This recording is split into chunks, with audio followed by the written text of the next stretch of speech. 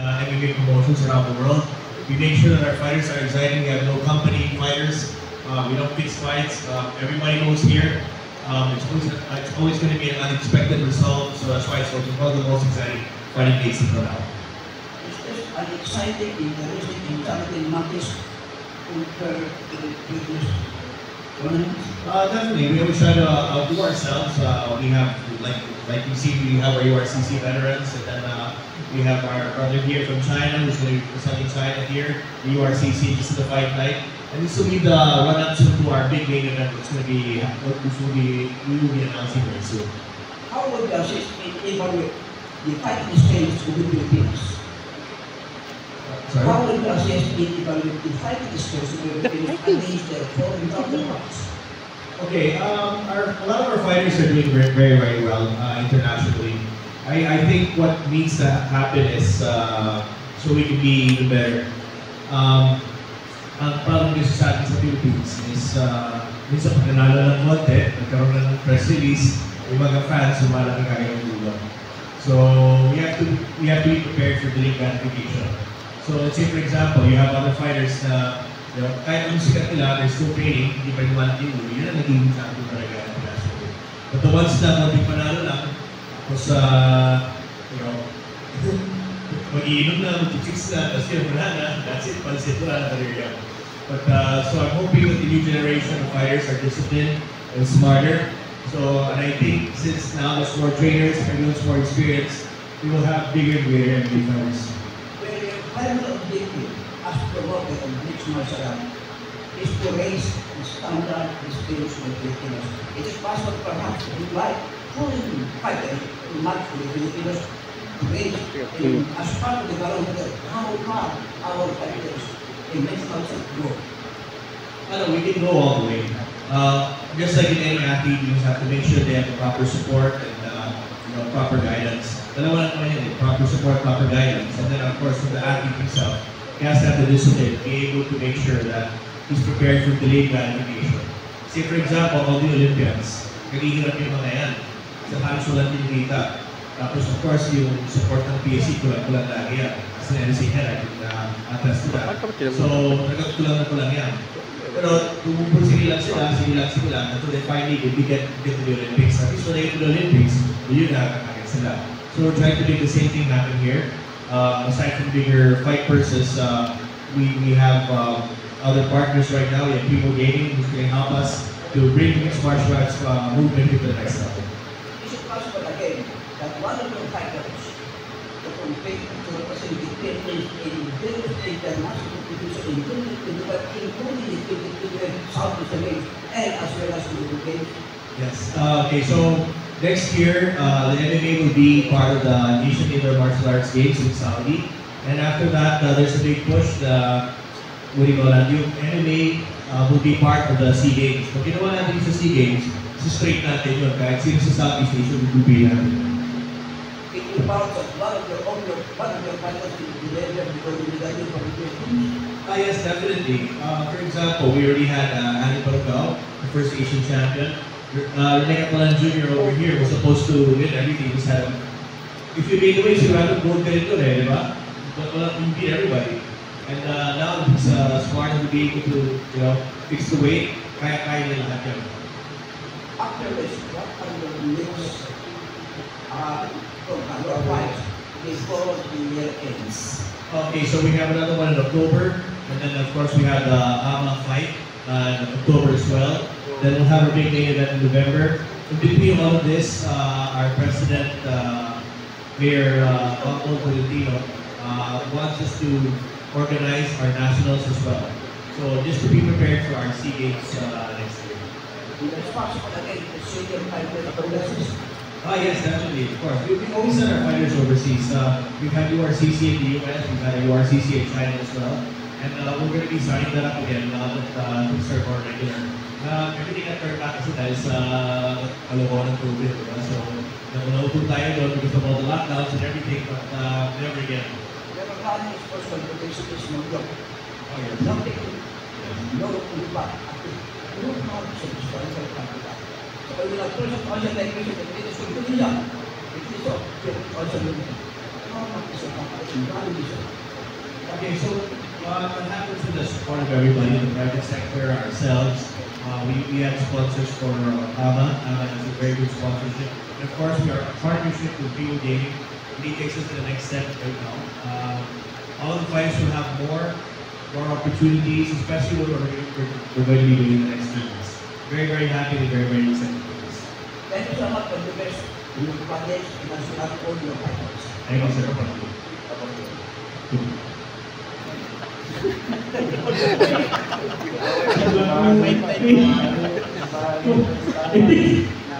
Anyway, so I have a question for the protagonist of the meeting. It's the Kandawi and Marcelo. Because you're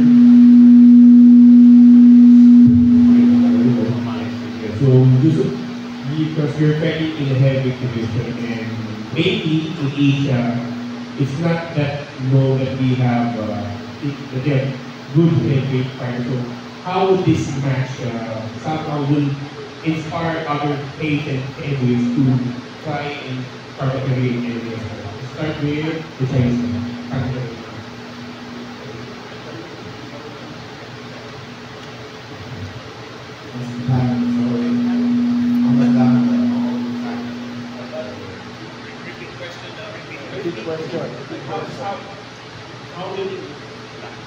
How do you think this match uplift the standard and entice Asian heavyweights to try their luck in MMA with this match?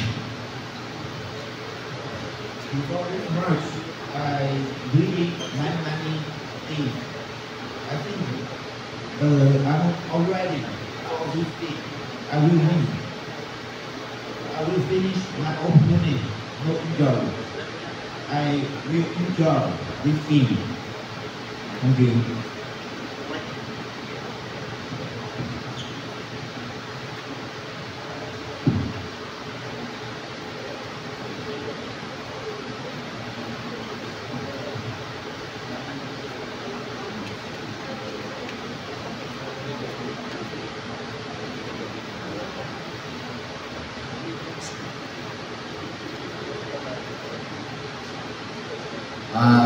Masasabi ko sa amin, bilang isang heavyweight fighter,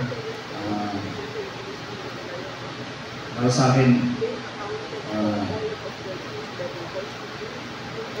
medyo ando na tayo sa kailangan natin ng hard training talaga bilang isang heavyweight fighter. Ang masasabi ko lang, siguro, kailangan natin ng mga magiging disiplina na lang, disiplina para sa training talaga bilang isang heavyweight fighter. Yan lang. I-follow po kayo. Pumamay na.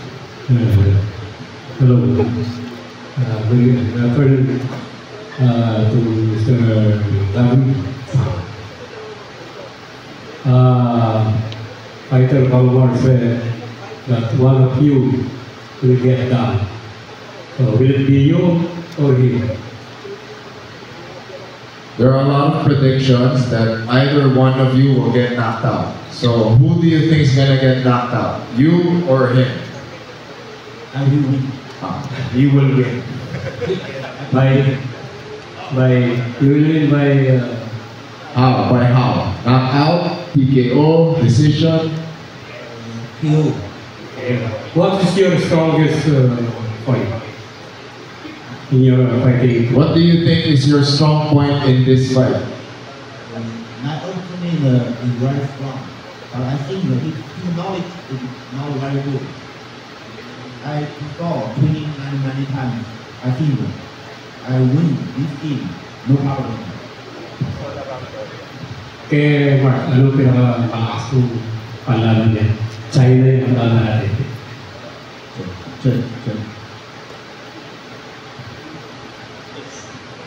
Sabi ko lang, wala naman akong pinatakutan kaya sa pinapatalawan ko.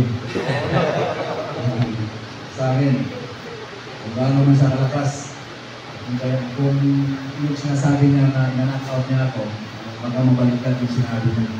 Naghahandang ko yung kalaban ko dahil medyo excited ako at matagal ako niya kalaban. Yun na, kung gusto niya na knock-out, yung knock-out ko niya. Na-scout mo ba yung style niya? Eh? Na-scout mo yung style niya? Hindi ko pa naman na ano yung ayaw ko ano sa kung ano yung background niya. Kasi ang gusto ko kung nandun na kami sa kailangan age. Yung gusto pakita yung totoong laban. Pwede bang yung both fighters pagkaroon ng parang na... Okay. Thank you.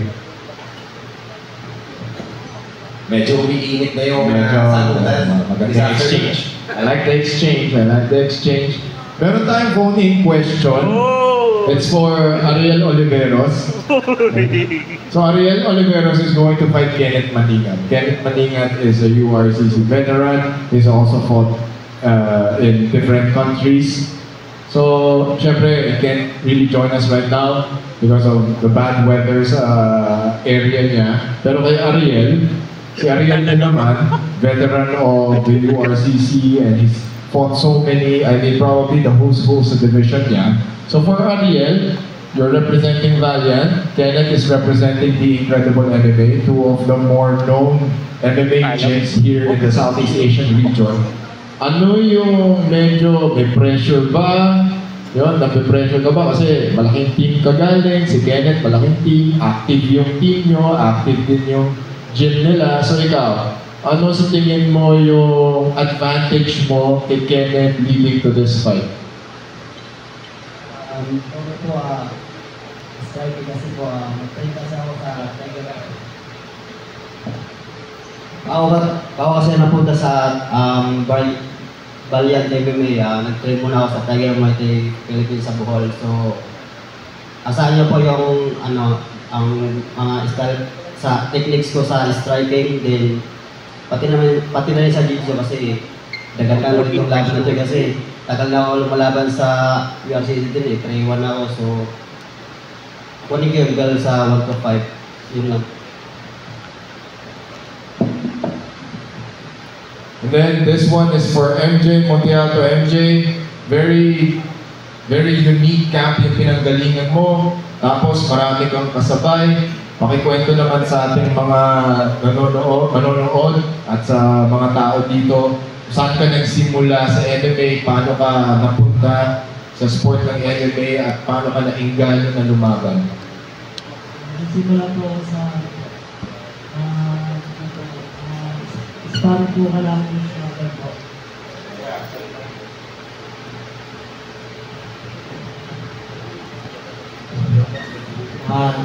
Nagsimula po training ko nung matapos po yung COVID po. Tapos yung lockdown po. Na-enganyo po ako sa Coach Marian po may sparring po. Nakita ko po na ganda po sa tapos na-enganyo po ako sumali po. Nagtuloy-tuloy na din po ako para po makatulong po sa mga magulang po. I think that's a good story, di ba? Good motivation. Yun yung nagiging main motivation of most fighters, di ba? They get encouraged by the people around them, they get guided by a good coach, tapos a lot of them have very huge aspirations and dreams now, like, this is something that can help me. So at least it's very interesting to hear these stories. Sige, tanong natin, same question for especially the new faces na nakikita natin dito. Ay, young bloods to eh. Ay, young bloods to eh. So, kasi for the may tsura nito. Naiinitan, nakasanto. Di ba? Nakahuli tayo, nakasanto. Oh, Ferdinand. So, may story. Good afternoon. Actually, nag-start ako sa Peñalosa Boxing in Lubis, Quezon City. After nun, syempre, nagtrabaho muna ako sa iba't ibang klaseng work. And then, nakapasok ako sa isang gym. Doon ako nag-start. And ang dahilan nun kung bakit ako napasok sa ganitong larangan is ako po sa pangalawang anak ko na nangailangan ng malaking halaga para mailabas. Kasi ano siya, premature baby, which is 6 months. And then after nun, nakapasok ako sa iba't ibang klaseng gym, working as a coach and fighter na rin also. Sa Las Piñas and Tres Martires City hanggang sa nagbuo ako ng sarili kong team which is Team Psychopath MMA. Yes. Kaya The Psychopath. And then, so Team Psychopath MMA, collaboration din kami which is affiliated ni Kapasoke Biagnan. Makita, ganyan Master Ready. After nun, eto, nag-solo na, which is Team Psychopath MMA na. And hanggang ngayon, go pa rin yung career, which is ang pinaka gusto ko talagang goal is makalaban internationally. So again, thank you so much, Chief Arvin, sa opportunity. So yun. Okay, up next, si Zeke. Para may context, may itsura ni Zeke. Mga nerd yan pero may mga pag-google ng tayo. MMA story. Hello, nung first po kasi is, nag-start po talaga ako sa Subsport and then Muay Thai po talaga ako nag-start.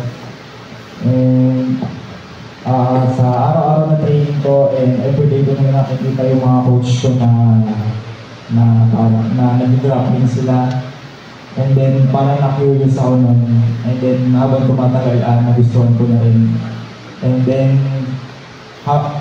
luckily, sa Sir Erwin Paglia is hinikayat din po niya ako talaga na mag-MMA. And then yun, tinay ko na po yung chance na makapasok sa larangan na to. And then, ayun, pinagsikapan ko talaga, dedication, disiplina. And then, I quit school para lang maging full-time fighter. And then, thanks sa mga tumulong sa akin, sa mga coach ko, and then kay Alvin Aguilar na merong gantong program para sa mga tulad namin. Okay, now John and I are gonna hop on to the opposite side because we're gonna talk about the other fighters here. Para rin hindi nyo kayo makita habang nagkukwento sila. So let's go with Steve Valencia. Dito muna tayo. Yan, ito yung medyo magandang microphone. Yan, MMA story. So, go, ikaw, ka. Nagsimula po matuto mag-MMA. Recently lang po, itong 2021. And napasok po ako sa larangan ngayon dahil nung childhood ko po is medyo violence po yung area namin. So, nag-isip po ako ng self-defense mag-aral ng self-defense po. And then, napasok po ako sa isang gym hanggang sa napasok na din po ako sa small team, which is doon po ako nag-aral. And then, ngayon po, independent team lang po ako. Pero hahap po ako ni Yausa ni Manila. And yun lang po. Go ahead, Jared. Perhaps you can also talk about your team, yung coaches mo, and your preparation for the fight. Ano po, nag-refer po ako ngayon sa Palmona Cavite sa pangangalaga ng Coach Martin na po.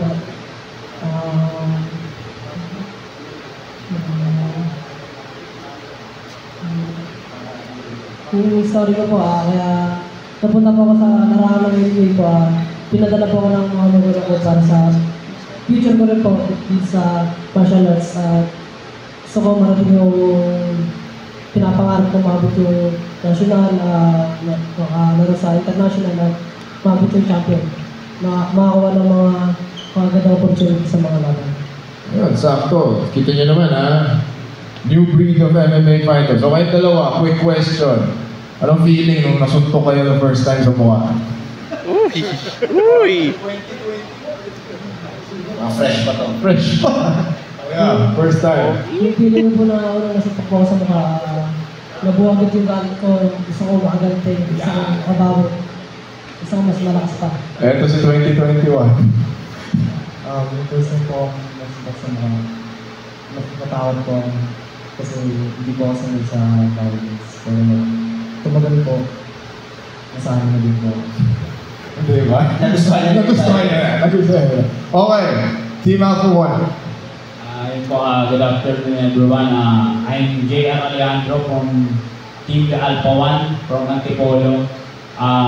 Pinagandaan ko po itong laban na to kasi bilang respeto po sa opponent natin. Disiplina, tapos training araw-araw.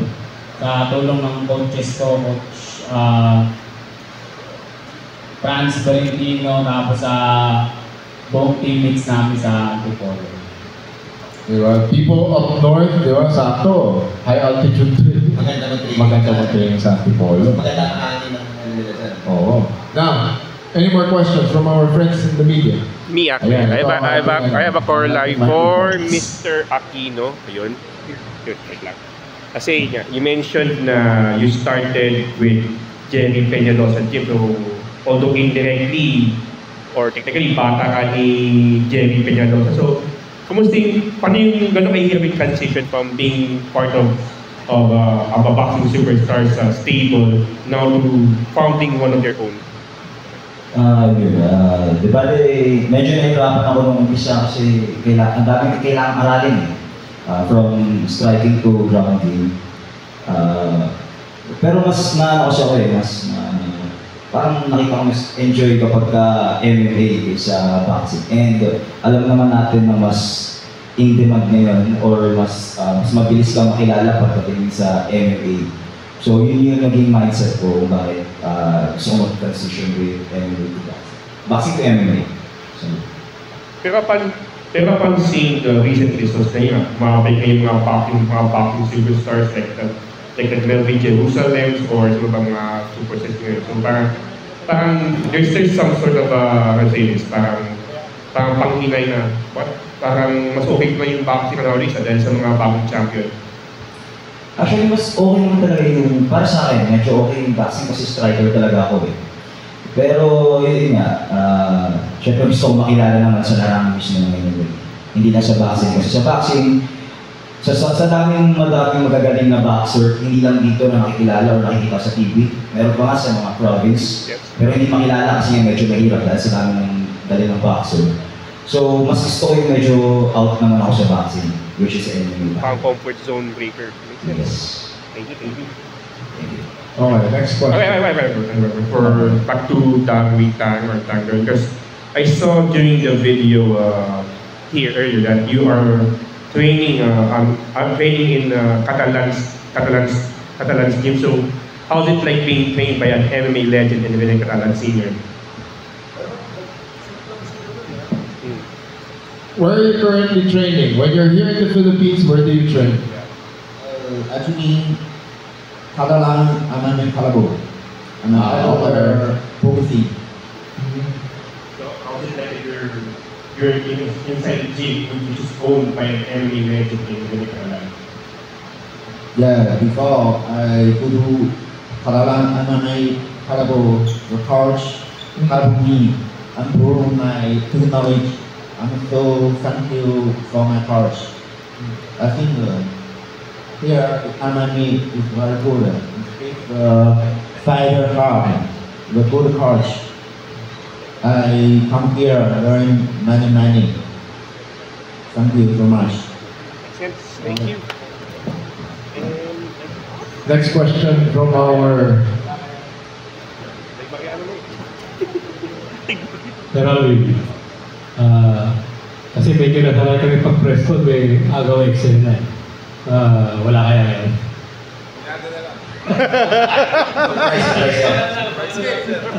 Hindi na surprise. Diba? So, any more questions from our... May mark naman kasi... Wala tayo. Ayan, kasi nakita ko sa video na you're also doing stuntman jobs in TV shows and movies. So, how do you balance your life as an athlete and the showbiz? Nagagampanan ko nga dyan, medyo lumalabas ako sa mga showbiz, like movie, like sa mga pagtalak ng mga competition na in-specific, lumalabas din ako. Pero yung pag-training ko ay hindi ko naiiwan nun. Lalo po ako nag-training araw-araw. Lalo na ngayon, palapit ng labanan. Mas lalo po akong ginaganahan mag-training at nai-excite. Just curious, nandun ka ba sa Batang Quiapo o sa Black Rider? Sa Black Rider, sa Batang.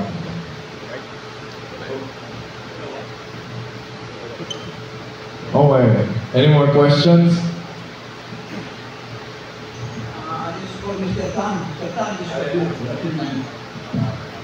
Mr. Dan, your mission in coming to the Philippines is to win nothing more, nothing less. So, what is your chance against Palawan? I think I played anime game and then I enjoy it. The win, I can. The lose, I can. That's no problem. How long you prepared in your fight against Mr. Palawan? How many months you prepared for this fight against Mr. Palawan? How long did you prepare? How did you need to prepare? Like, How many months? Training, 1 month, 2 training, how months? long? Training here is 2 years. Yeah, but before in China, many years.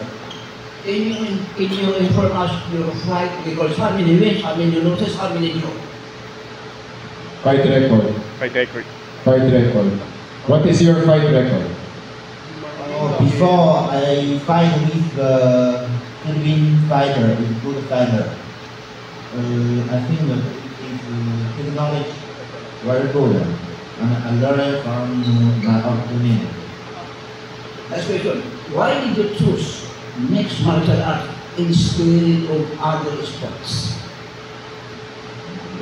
Why did you join mixed martial arts?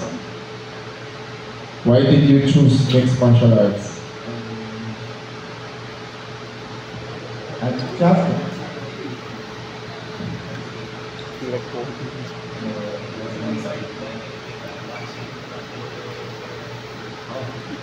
because of MMA, this game is very good.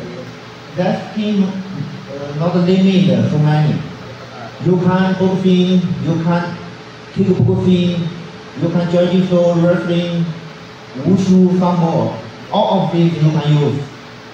Just you want to win your feet. So I check the MMA. I think MMA in the future will become better and better. It's the future of the world fight. How many times you fight outside China? I fight maybe more than 10 times.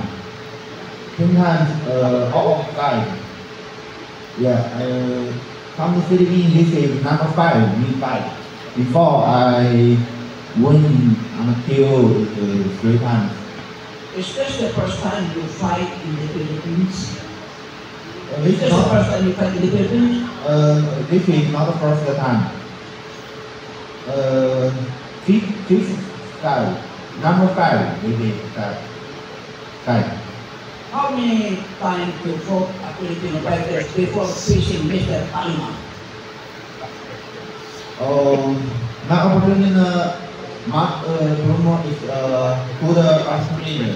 He is very strong. Before I see many fight. He is very strong. He is very good. Do you know the fighting style of Mr. Palawan, or did you see the previous fights of Mr. Palawan?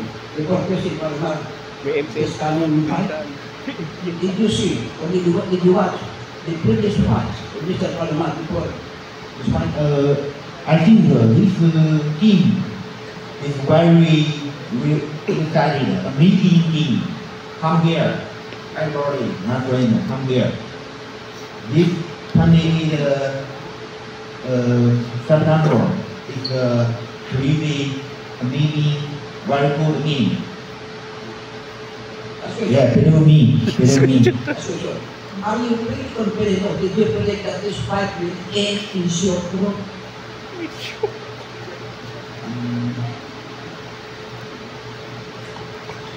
I think only play many the team you can improve yourself technology, play this good the URTP is the big Philippine team and very happy to come here to join this team. I think in future Philippines and China very good friends. I hope to survive. Okay, thank you so much. And John, gusto ko rin tanungin yung mga bagong guests natin, yung mga taga-Coast Guard. biglang nag-change outfit nga. Ano po ang Relevance. tsaka ano po ang unang pasok natin sa MMA? Gano'n niyo po kagusto yung sport? Diba? Actually, may question ako para sa ano natin. Sa visitor natin. Mr. Tang. Yes, Mr. Tang. Yeah. How do you feel so far here in the Philippines? How do you feel? Are you feel happy being here in the Philippines? So, okay. How do you feel being here in the Philippines? Are you happy? Come to here, I'm so happy. I think I'm here when the see to man friends are good. So I love Philippines. How do you feel?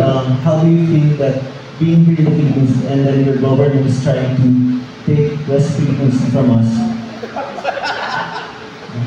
Naging political na ka. Kaya maganda yung video, may buwelo yung video. How do you feel like you're here in the Philippines and then your government, China, is trying to take West Philippines from us? How do you feel from that? I think China, Philippines, very good. China good, Philippines very good. I love China, I love Philippines. But Philippines number one. Yeah, in China, become the good friends. I think we will become better and better in the future. I agree. But number one Philippines. China number two. I think that no number one, number two, number three is the only world, one family, one world, one peace, world peace. One world, one family. Yes, world peace. Yeah, world peace. But China number two still. May Any more questions? Okay, question. May nag-phone in din sa akin. So, for all the fighters, with 1 week left before your fight, how's the preparation so far? Kamusta ang preparations? 1 week to go. Kamusta ang preparations? So start naman tayo dito sa kabila dyan, papunta dyan sa inyo. So far, so good naman po. Mas focus po ako ngayon sa grounding and building my stamina. Ito nakapalabig na laban namin, mas alam kong lumalakas at kakayanin yung mga kalaban ko. Wala mag-good ng video. Okay naman po, maganda yung kondisyon, tapos medyo nagpo-focus tayo sa stand-up. Siguro ano natin sa atin. Sa akin po, 1% ready lang.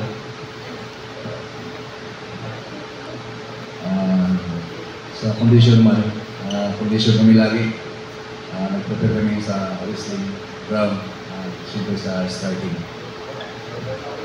Dito naman tayo kay Ferdinand. More like preparation. So,